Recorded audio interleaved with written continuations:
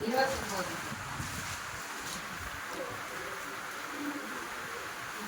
இப்போதும் அடியானின் வீடு என்றைக்கும் நம்ம வீடு, இந்த அடியானின் வீடு, இப்போ சுசீலா ஆனந்த் வீடு, நம்ம ஒருத்தர் வீடும் என்றென்றைக்கும் ஆசீர்வதிப்பதாக. ஏன்னா அப்படி நமக்கு முன்பாக அவர் இருந்தாலும் அந்த ஆசீர்வாதம் கிடைக்கும். அப்போ நிறைய வசனங்கள் சொல்கிறார், நான் வந்து உங்கள் முன்னாடி தான் இருப்பேன். ஆனால் எல்லாத்துக்கும் நம்ம என்ன பண்ணணும், நம்ம கர்த்தர் நமக்கு முன்னாடி வைக்கணும். அப்போ தான் அவர் நமக்கு முன்னாடி இருப்பார். அவரை விட்டுட்டு நம்ம எதுக்கு எடுத்தாலும் யாரையும் ஏதாவது தேவைன்னா உடனே யார் கடன் கொடுப்பா, யார் பண்ணுவான்னு பார்க்கறத விட முதல்ல கர்த்தரை நம்ம முன்பாக வச்சு நம்ம அவரை ப்ரேயர் பண்ணால் கண்டிப்பாக கர்த்தரை தேவையா தேவையில்லையான்னு ஆசீர்வதிச்சு கொடுப்பார். நீங்கள் 2:13 படிங்க. அவர் நமக்கு ஏதாவது அந்த மாதிரி நமக்கு அது தேவைன்னா கண்டிப்பாக அந்த தடையெல்லாம் அகற்றி போடுவார். இல்லைன்னா அவர் சித்தம் இல்லைன்னு அர்த்தம். அதை பற்றி கவலைப்படக்கூடாது. மீகா 2:13 1076 பேஜ். தடைகளை நீக்கி போடுகிறவர் அவர்களுக்கு முன்பாக நடந்து போகிறார். அவர்கள் தடைகளை நீக்கி வாசலால் உட்பிரவேசித்து கடந்து போவார்கள். அவர்கள் ராஜா அவர்களுக்கு முன்பாக போவார். கர்த்தர் அவர்கள் முன்னிலையில் நடந்து போவார். நமக்கு முன்னாடி கர்த்தர் போவார். எந்த இடத்துல நம்ம போனாலும் நமக்கு முன்னாடி கர்த்தர் யாரையோ ஒருத்தர் போய் பார்க்க போறோம்னு வச்சுக்கோங்களேன். நான் கூட இப்போ இவருக்காக இபி ஆஃபீஸில் போய் பார்க்க போகிறது அந்த சேர்மன் கண்கள்லாம் கிருபை கிடைக்க செய்தார். நிறைய பேர் இருக்காங்க. நாங்கள் சீனியர்னு சொல்லிட்டு எங்களை முன்னாடி அவ்வளோ கூட்டத்தில் எங்களை முன்னாடி போய் ஆனால் அந்த பெரிய ஹால் கான்ஃபரன்ஸ் எங்களை உட்காந்துருக்கிறாங்க. ஏன்னா வயசானவங்க அவர் அவ்வளோ என்னை பார்த்த உடனே நாம் நாளைக்கு நடக்குமோ நடக்காதோ கர்த்தரோட சுத்தம். ஆனால் அன்றைக்கி நமக்கு நடக்கிற மரியாதை கர்த்தரோட கண்களில் முன்னாடியே கிடைக்க வைக்கிறார். ஆனால் நமக்கு முன்னாடி போவார். ஆனால் நான் ப்ரேயர் பண்ணிட்டு போவேன். எங்கள் வீட்டுக்காரரும் ப்ரேயர் பண்ணிட்டு உட்காருவார். ஏன்னா தனக்கு காரியம் ஆனமே. அதனால் இப்போ கர்த்தரை தேடிட்டு இருக்கார். ஆனால் முழுமை தேடணும். அது என்னன்னா அந்த நாங்கள் ப்ரேயர் பண்ணிட்டு நான் போகிறதே எல்லார் கண்களையும் கிருபை கிடைச்சி செய்யுது. ஆனால் நம்ம எந்த காரியத்துக்கு போனாலும் நமக்கு முன்னாடி கர்த்தர் போய் அவள் கண்களில் நமக்கு கிருபை கிடைக்க செய்வார். ஏன்னா நமக்கு முன்னாடி அவர் போய் எந்த தடை இருந்தாலும் அதை நீக்கி போட்டு அதை செய்கிற தேவன். அதே மாதிரி உபாகமம் 31:8 படிங்களேன்.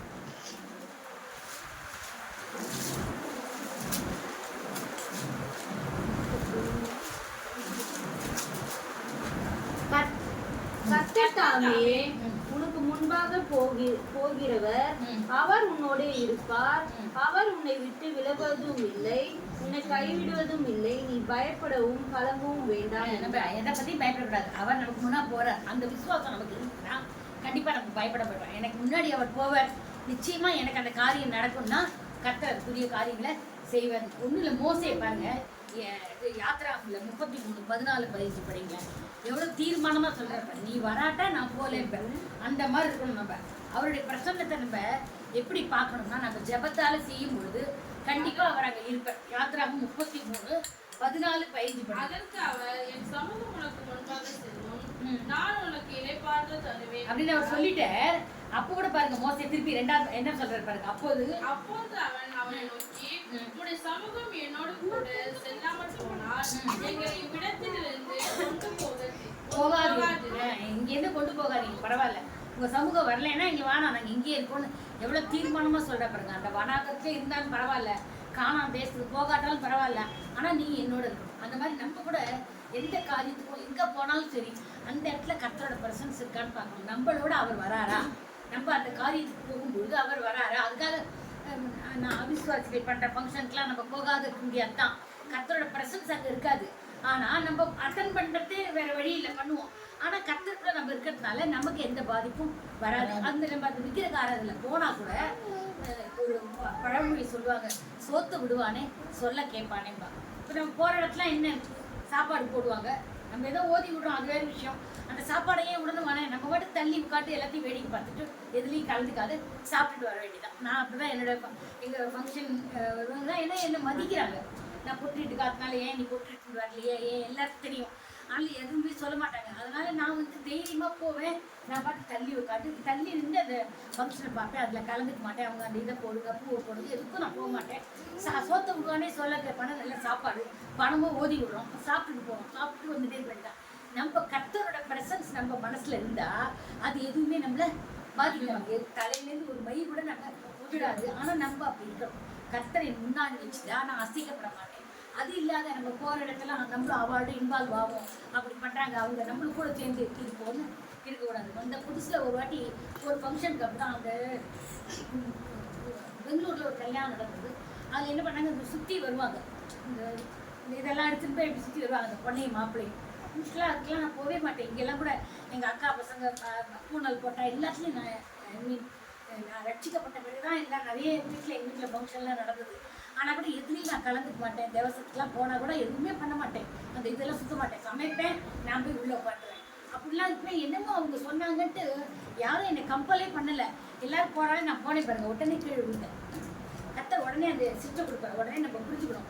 அடுத்த வாட்டி அதே தம்பிக்கு பெங்களூரில் கல்யாணம், நான் போகவே வேலை தனியாக மாட்டேன். இது கர்த்தர் எப்படியாவது நம்ம உணர்த்துவார். நீ செய்கிறது அதனால என்ன சிசுமே நம்ம நினைப்போம் தெரியுமா, அதனால என்ன இதனால் என்ன, அப்போ கர்த்தர் நமக்கு உணர்த்துவார். இது வந்து கர்த்தருக்கு பிடிக்காத காரியம். அப்போ நம்ம கர்த்தர் நமக்கு முன்னாடி நம்ம வச்சுருந்தாதான் அதை நம்ம உணர்த்துவார். ஊரில் எருமை மாட்டில் மழை பெய்கிற மாதிரி நான் இருந்தேன்னா கர்த்தர் என்ன உணர்த்தினாலும் எனக்கு தெரியாது. சில பிள்ளைங்களாம் என்ன சொல்லு அடி சிரிச்சிட்டாலும் அது காதில் வாங்கிக்கிறது இல்லை. என்ன என் பேர பசங்களே சொல்லலாம். இல்லை அந்த மாதிரி நம்ம இருக்கக்கூடாது. அவர் சிரிச்சிக்கும் போது உணர்ந்து திருத்திக்கணும். நம்மள ஏசையா 45:2 பேசுகிறேன்.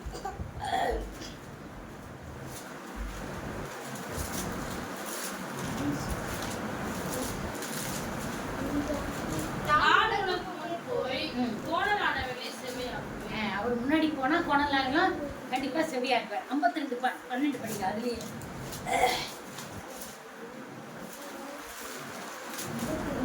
52:12 நீங்கள் தீவிரத்து புறப்படுவதில்லை, நீங்கள் ஓடி போகிறவர்கள் கூட ஓடி போவதில்லை. கர்த்தர் உங்கள் முன்னே போவார். இஸ்ரவேலின் தேவன் உங்கள் பிறகே உங்களை காக்கிறவராய் இருப்பார். நம்ம ஒன்றும் பயப்பட வேண்டாம். அவர் முன்னாடி போறாரு. ஆனால் நம்ம பயந்துட்டு தீ விரிச்சு ஓடி யாருக்கா பயந்துட்டு போகணும்னு அவசியமே இல்லை. கர்த்தர் நம்ம முன்னாடி போறதுனால கண்டிப்பா எல்லாமே நல்லபடியாக தான் நடக்கும். ஆனால் என்ன, அவர் முன்னாடி போறதுக்கு நம்ம இடம் கொடுக்கணும். அதுதான் நம்ம அவர் முன்னாடி போறதுக்கு நம்ம இடம் கொடுத்தா இந்த காரியம் எல்லாமே நடக்கும். 1 சாமுவேல் 12:16-20 படிக்கிறேன். 16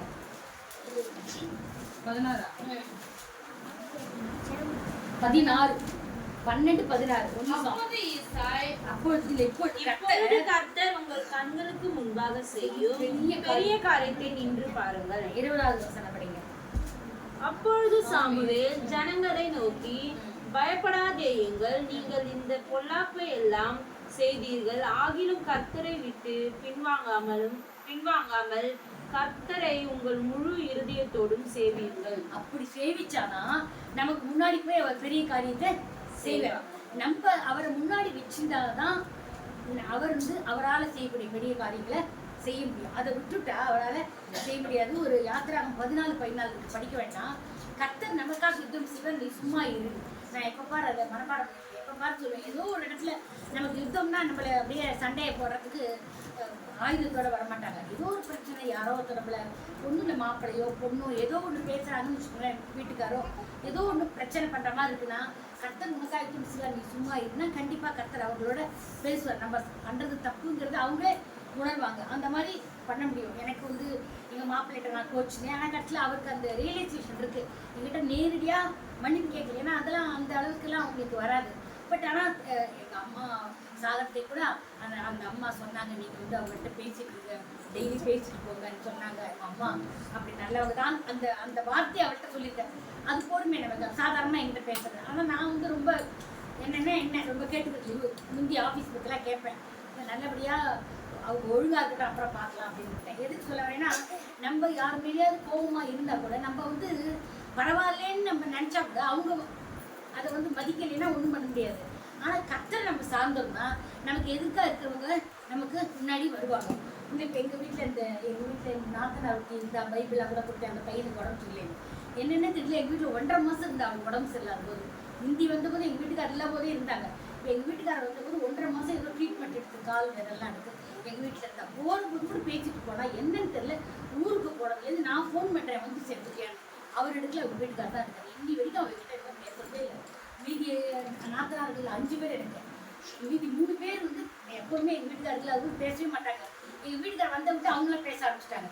அவெல்லாம் இல்லாத போது பேசிட்டு இருந்தவ என் பொண்ணு கல்யாணத்துக்கு அவ ஒத்தி தான் வந்தா, அழுதுட்டு இருந்தாங்க. இப்போ இந்த கிறிஸ்டின் கல்யாணம் இது நடக்கும்போது OMCல எங்கள் வீட்டுக்காரெலாம் இல்லைன்னு அப்படிலாம் பட்டவன் இவ்வளோ நான் பண்ணியிருக்கேன். அந்த பையனுக்கெல்லாம் நாங்கள் ஏதோ ப்ரேயர் பண்ணோம். அது அவளுக்கு பிடிக்கலையோ என்னன்னே தெரியல. போகிறதே போனவ பேசி அதுக்கப்புறம் பேசுவேன். இப்போ காஞ்சிபுரத்தில் எனக்கு வீடு பாஸ்டர் மத கூட சொன்னேன். நல்ல வேலை அவளும் வர வேண்டாம், நான் எல்லாத்தையும் மறந்துட்டு பாவம் ஏதோ கட்டுறா, யாரோ பார்த்துப்பாங்களா அந்த பையனை, அதுக்காக இருக்கிற பணத்தெல்லாம் கொடுத்து அந்த வீடு கட்டுறாங்க.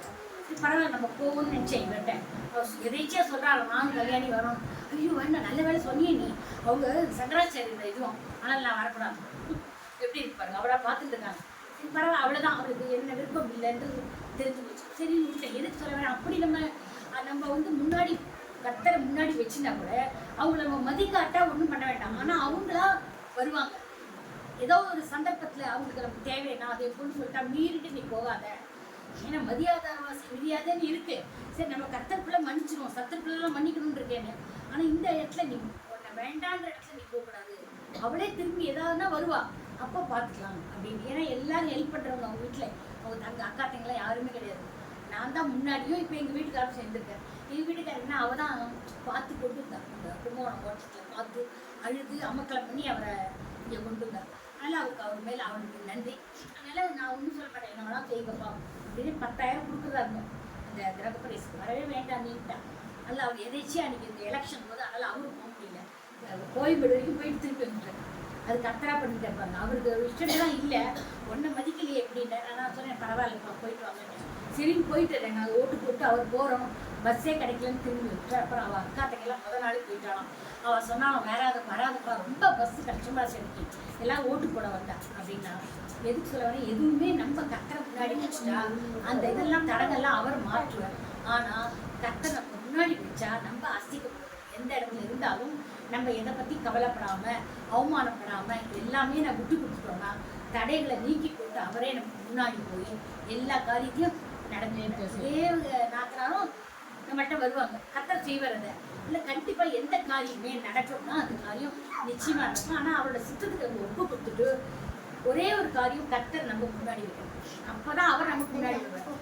அவரை நம்ம தூரமாக வச்சுட்டோம்னா அவர் நமக்கு முன்னாடி வரமாட்டோம். நிறைய சங்கீதத்தில் கூட இருக்குது, வந்து கத்தர் வந்து நம்மளை அசைக்காதபடி இப்போ அசைக்கப்படுவதில்லை. கத்தருக்குள்ளே நான் இருந்தால் அசைக்கப்படுவதில்லைன்னா எப்படி கத்தரை என் முன்னாடி வச்சுட்டு நான் அவரை நோக்கி பார்த்து எதுக்கு இருந்தாலும் அவர்கிட்ட விசாரிச்சா கண்டிப்பாக 121 சங்கீதம் பார்த்தீங்கன்னா ஃபுல்லாகவே அவர் எப்படி நம்மளை பாதுகாக்கிறான்னு.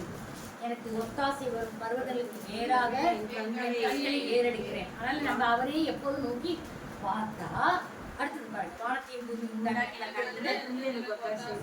ஒத்தாசை வரும். உன்னை போய் ஒத்தாசை பண்ணாரு. உன் காலை தள்ளாட விட்டார், உன்னை இஸ்ரவேலை காக்கிறவர் ஒருவரும் இல்லை, தூங்குகிறவரும் இல்லை. கர்த்தர் உன்னை காக்கிறவர், கர்த்தர் ஒரு வலது பக்கத்தில் நிழலாயிருக்கிறார். மகளிலே வீழாயும் கர்த்தர் எல்லா தீங்கிக்கும் விலக்கி காப்பார். அவர் ஆத்மாவை காப்பார். கர்த்தர் போக்கையும் என்ன கர்த்தர் நம்ம முன்னாடி வச்சுட்டா கண்டிப்பாக நம்ம அசைக்கப்படவே மாட்டோம்.